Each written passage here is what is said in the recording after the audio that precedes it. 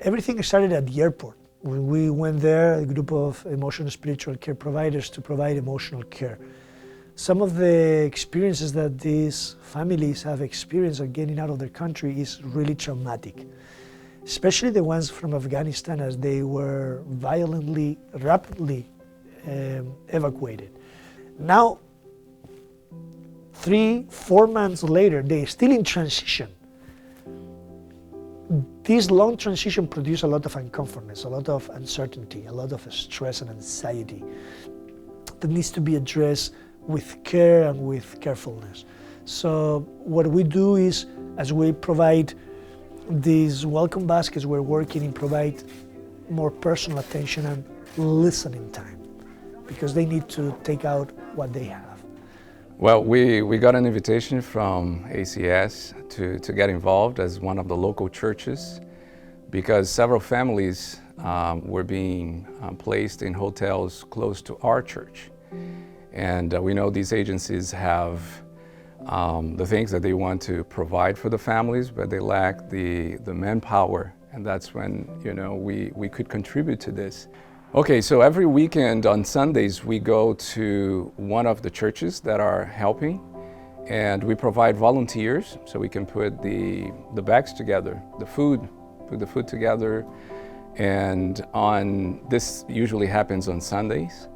So on Monday morning, we have the church bus, and we drive the bus to this other church, and we put all the bags on the bus, and then we drive back to the area, pick up some of the volunteers that are waiting for us at the church, and then we go to the hotels. We have 2 hotels that we're serving, and they're very close to each other. So we stop at one hotel, do one hotel first, then go to the other hotel that has more families and spend time there.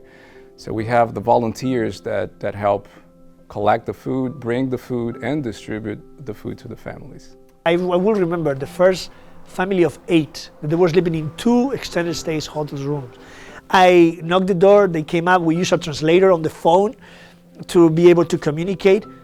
The big worry is that they have so much food left from last week that they want to give it us back, a little back, for us to give it to somebody else.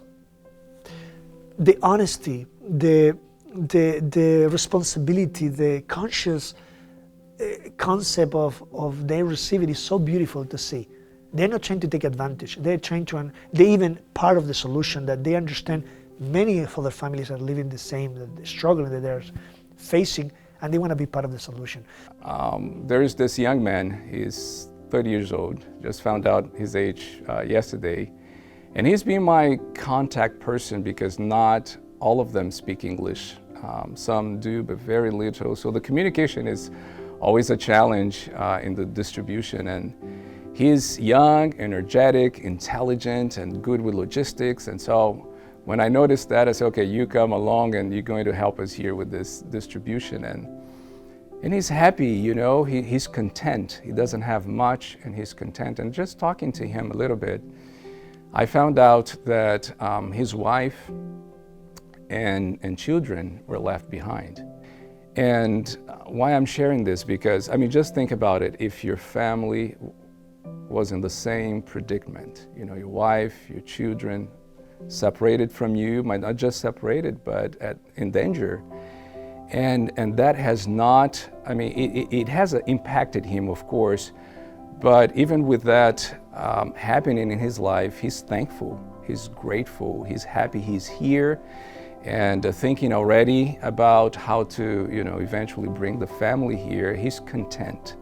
And we hear so much about, how we as Christians need to be content, and we need to recognize and see the blessings around us. And this young man taught me a lesson. He has everything around him to be grumpy, to just be unhappy about the situation, but he's thankful for what he has right now, and is looking forward to reuniting with his family in the future. We are Seventh-day Adventists. That means that we live Christ's method alone. That means that our only purpose in these last days as a remnant movement is to be the people that is looking for other people needs, go where they are. Go as they are. Meet them where they are. Look to mingle with them. And if you see a need, cover the need. In that mingling, win that trust.